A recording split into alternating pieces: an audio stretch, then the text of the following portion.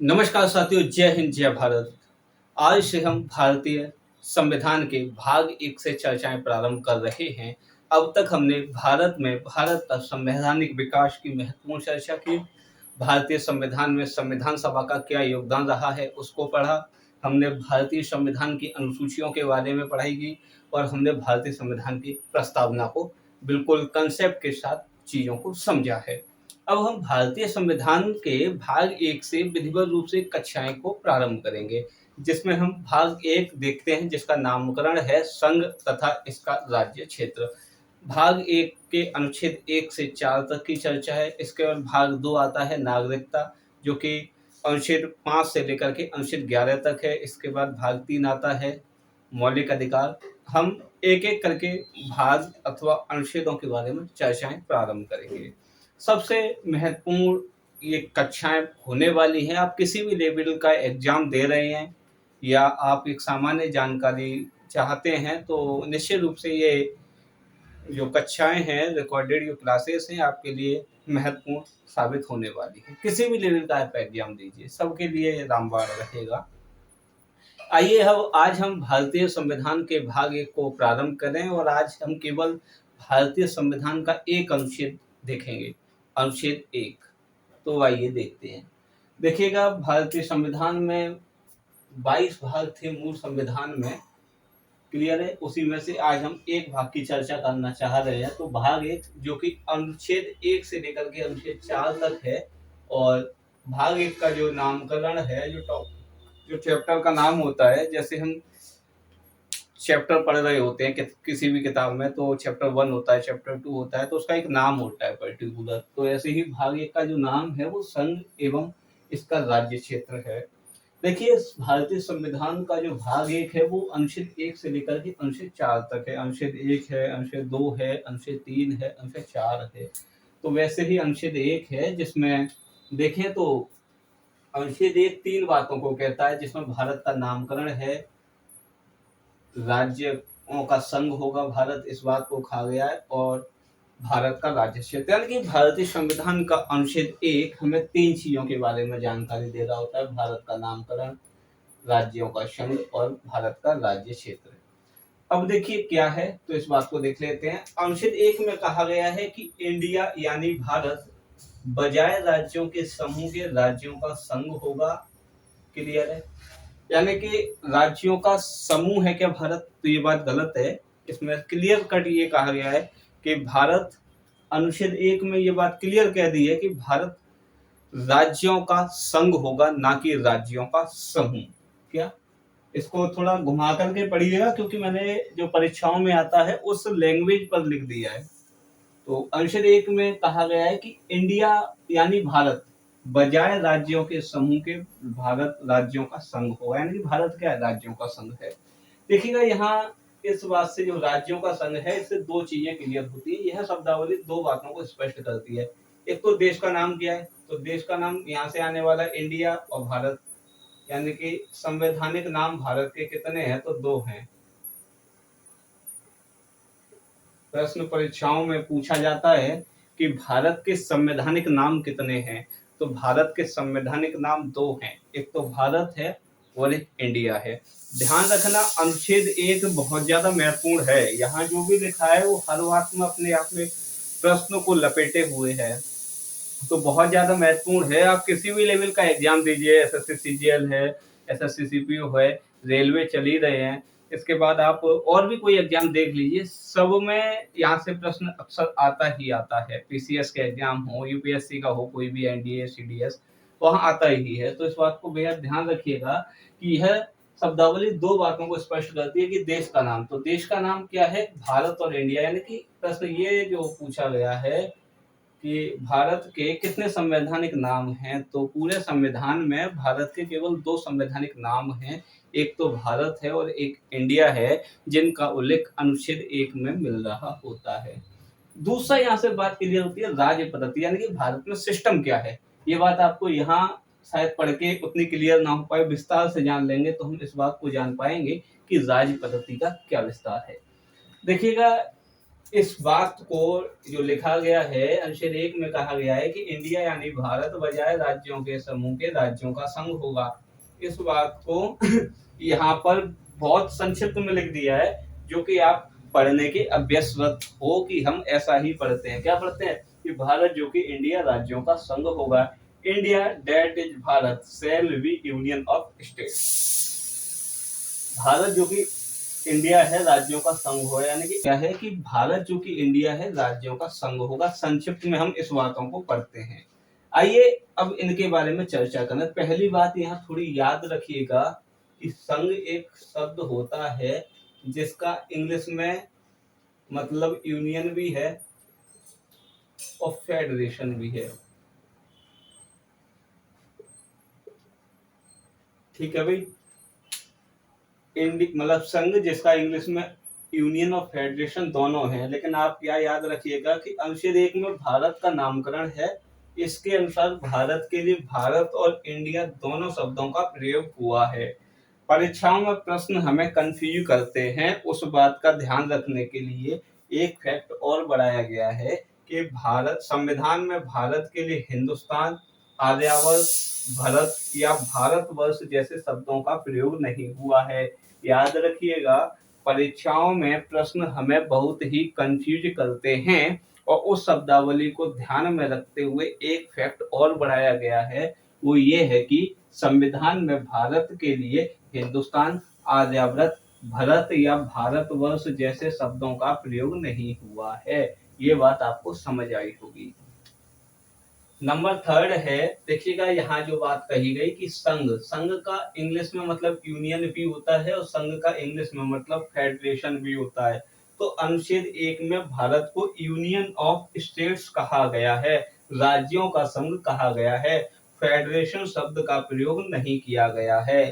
Federation शब्द का प्रयोग नहीं किया गया है। एक बार एसएससी के एग्जाम्स में पूछ लिया गया है कि भारत के लिए शब्द का प्रयोग किया गया है संघ अथवा संघीय, तो आप याद रखिएगा संघीय शब्दावली उल्लेखित नहीं है, शब्द है संघ केवल। क्लियर है। आइए, भारत किसी समझौते का परिणाम नहीं है, इस बात को याद रखिएगा।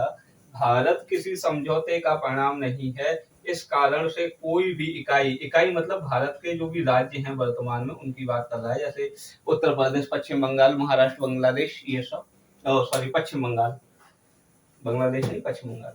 भारत किसी समझौते का परिणाम नहीं है, इस कारण से कोई भी इकाई अर्थात राज्य भारत से अलग नहीं हो सकते हैं। आइए, यहाँ इस शब्दावली के और क्या क्या मायने हैं जो कि परीक्षाओं में पूछे जाते हैं कि यूनियन ऑफ स्टेट शब्दावली के कारण भारत को विनाशी राज्यों का अविनाशी संघ अथवा नश्वर राज्यों का अनश्वर संघ भी कहा जाता है। विनाशी राज्य यानी कि राज्य कैसे विनाशी है और जो संघ है वो कैसा है, अविनाशी, यानी कि संघ को नहीं तोड़ा जा सकता है, संघ से राज्यों को अलग नहीं किया जा सकता है, इसीलिए राज्यों को विनाशी कहा गया है और संघ को अविनाशी कहा गया है।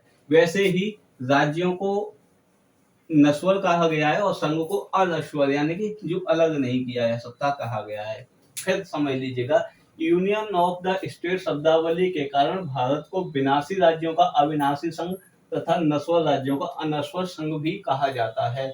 इसका अर्थ यह है कि कोई भी राज्य भारत से अलग नहीं हो सकता है।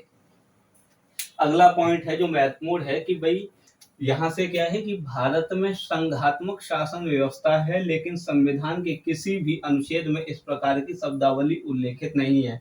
भाषण भारत में शासन व्यवस्था कैसी है, तो संघात्मक है। याद रखिएगा, भारत में शासन व्यवस्था कैसी है, संघात्मक है, लेकिन संविधान में ऐसी शब्दावली का कहीं भी उल्लेख नहीं है। अथवा हम ये भी कह सकते हैं कि संविधान में भारत के लिए संघात्मक, एकात्मक, अर्ध संघात्मक या सहकारी संघ जैसे शब्दों का उल्लेख नहीं है। प्रश्न पूछा जाता भारत है, आपसे आ जाएगा संघात्मक, दूसरा आ जाएगा अर्ध संघात्मक, तीसरा आ जाएगा सहकारी, चौथा आ जाएगा राज्यों का संघ। तो भारत क्या है, राज्यों का संघ है। आंसर 4 लगाइएगा। क्लियर। अगला है अनुच्छेद 1 में भारत के राज्य क्षेत्र को परिभाषित किया गया है। ये आप देख रहे होंगे,